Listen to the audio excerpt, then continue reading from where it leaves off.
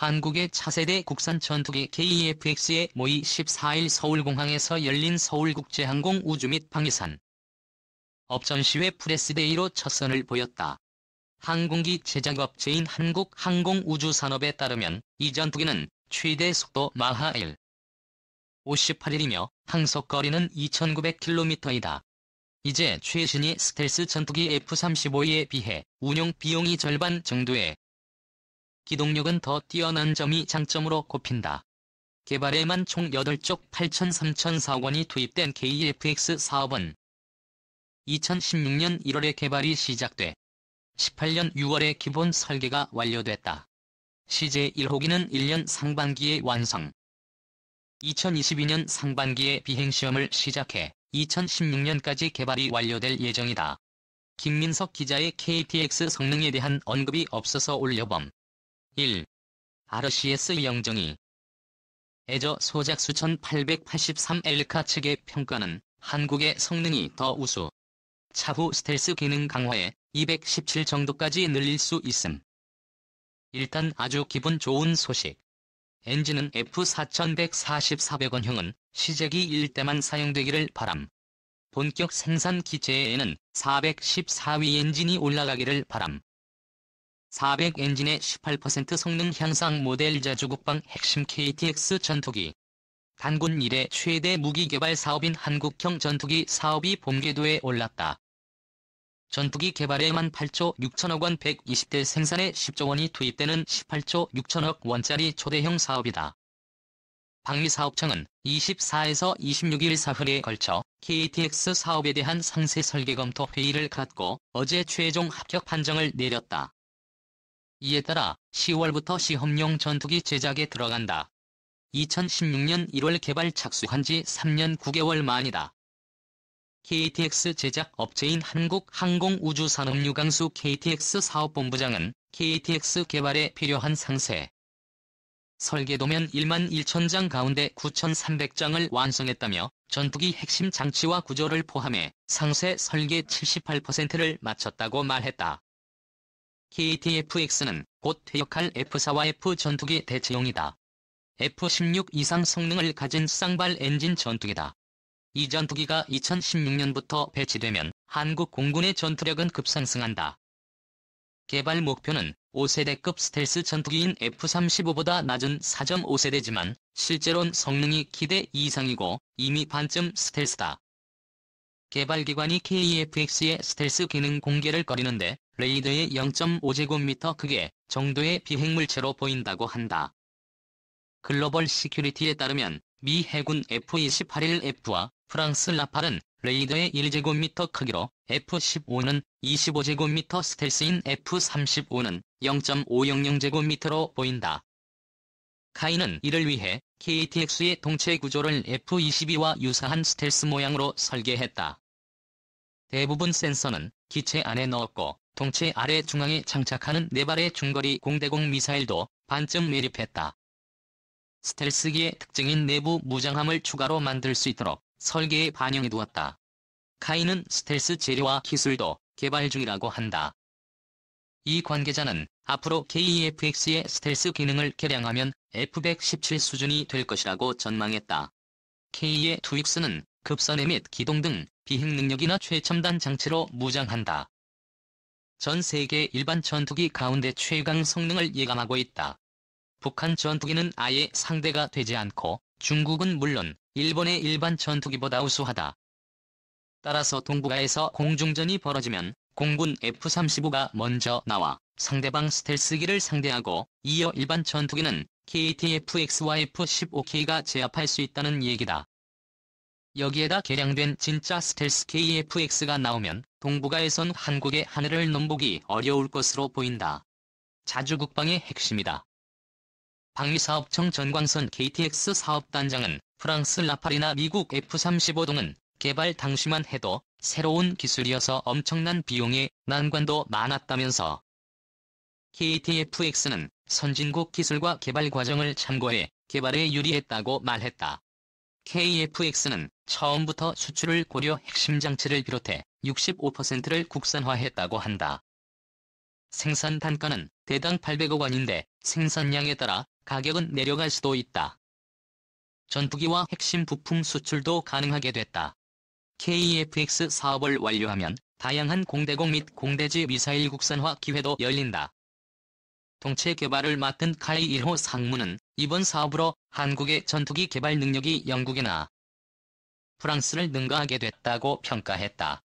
하지만 KF-X는 착수부터 수없는 고비를 넘어야 했다.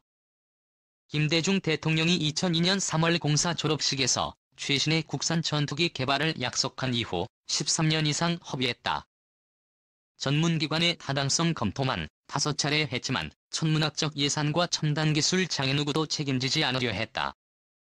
2015년엔 F-35 도입 대가로 미국 로키드 마틴이 한국에 제공키로 한 25개의 기술 가운데 다기능 위상 배열 레이더 등 4가지를 미 정부가 거부하기도 했다. 그때 KF-X 사업은 다시 절체절명의 위기에 빠졌다. 실제 개발 과정은 척척첩산 중이었다. 전투기를 독자 개발한 경험이 없는 한국으로선 맨땅의 헤딩이었다. 특히 미 정부가 기술 제공을 거부한 SK 레이더와 적외선 추적 장비 전자광학 표적 추적 장비 통합 전자전 장비의 국내 개발은 최대 관건이었다.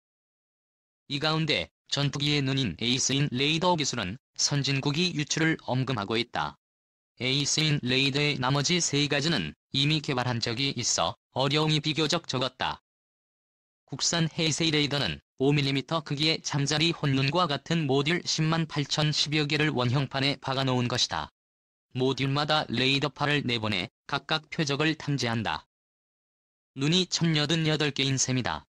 미국 애플 35의 에이스인 레이더는 약 1200개의 모듈로 구성되어 있다.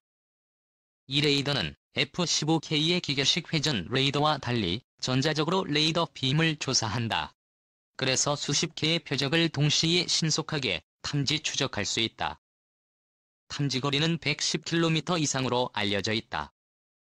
공중은 물론 지상과 해상의 이동 표적까지 추적해 KTX에 장착된 미사일로 곧바로 타격하도록 도와준다. 그래서 다기능이다. 국방과학연구소에선 만난 신혼집 항공기 레이더 체계 개발 단장은 ADD가 기술은 갖고 있지만 업체가 만들어보지 않아 걱정이 컸다면서 세계에서 11번째로 레이세이를 개발하게 됐다고 말했다. 국산 베이스인 레이더를 시험평가한 이스라엘 엘타 측은 이스라엘보다 우수하다고 평가했다. 모듈의 소재도 첨단이다. 지난 18일 방문한 한 시스템 병인 연구소에서 공개한 베이스라인 레이더를 구성하는 연료 4개짜리 모듈 세트는 주목의 3분의 1 크기였다. 단가는 4,500만 원으로 제네시스 자동차 한 대 값이다.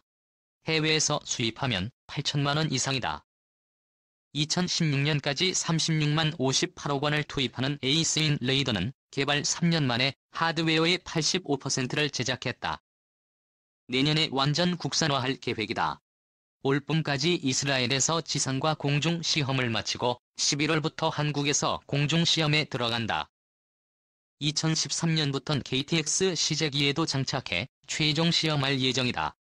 카이가 맡고 있는 KTX 동체 개발과 체계종합도 만만치 않은 작업이었다. 류 본부장은 ADD가 탐색 개발에서 내놓은 KTX 형상을 무려 9번이나 수정했다면 이제야 맵시 좋은 최종 형태가 나왔다고 말했다. 하지만 전투기 무게 감량에 어려움이 많았다. 그는 KTX 목표 중량이 11.1톤이지만 추가 요구에 대비해 500kg 감량이 관건이었다며 1kg 감량하는 연구원에게 10만 원씩 인센티브를 줬다고 했다. 엔진을 제외한 23만 개의 부품을 빠짐없이 설계에 반영하는 일도 복잡했다. 자동차 부품은 1에서 3만 개다.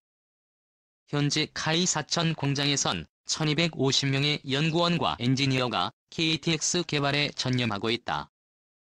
이 인력으로 KTX의 스텔스와 영국, 프랑스처럼 6세대 전투기 개발 준비도 제기된다. 카이는 2021년 4월 첫 시제기를 출고하고 시험 비행을 거쳐 2016년 1차로 전투기 8대를 공군에 납품할 계획이다. 그러나 선진국의 5에서 8년보다 짧은 4년의 비행시험에 따라 명품 무기 실패 우려도 있다. KTX 핵심 기술 세계 개발 체계 통합이 과제. 한국형 전투기 KTX 개발을 위한 4개 핵심 기술 가운데 일부 기술이 국내 개발을 거의 끝낸 것으로 확인됐습니다. 하지만 전투기의 체계에 통합하는 기술은 사실상 미국 협력 없이는 불가능하고 사업 예산마저 대폭 깎여 가시밭길이 예상됩니다. 서지영 기자가 취재했습니다. 표적이 내뿜는 열을 탐지해 추적하는 국산 적외선 탐색 장치 IR의 스틱입니다. 함정용으로 개발됐지만 전투기에도 적용 가능합니다. 전자광학과 적외선 센서를 통해 야간에도 표적을 탐지 추적할 수 있는 장비와 전자파를 방해하는 장비도 국산 기술로 시제품까지 만들었습니다. 미국이 이전을 거부한 KTX 핵심 기술 5개 가운데 3개는 상당 부분 확보한 셈입니다. 하지만 전투기의 눈과 귀에서 레이더 기술은 유럽 등 제3국의 도움이 불가피합니다. 우리나라가 이 4개의 핵심 기술을 확보한다고 하더라도 이들을 전투기에 통합하는 기술은 또 다른 넘어야 할 산입니다. 유럽 업체들은 핵심 기술 이전을 약속하면서도 체계 통합 기술 전수에는 신중한 입장을 보였습니다. 셀릭스는 영국 정부의 협조를 바탕으로 한국 정부와 함께 핵심 기술 이전 문제를 신중하게 논의해 나갈 것입니다. 여기에 국방부가 내년 KTX 사업 예산으로 16만 18억 원을 요청했지만 기획재 정부는 사업 불확실성을 이유로 60%를 삭감했습니다. 이런 가운데 인도네시아와의 공동투자 협상이 이루면 다음 주 중 마무리될 가능성이 있어 사업비 조달에 도움이 될 것으로 보입니다.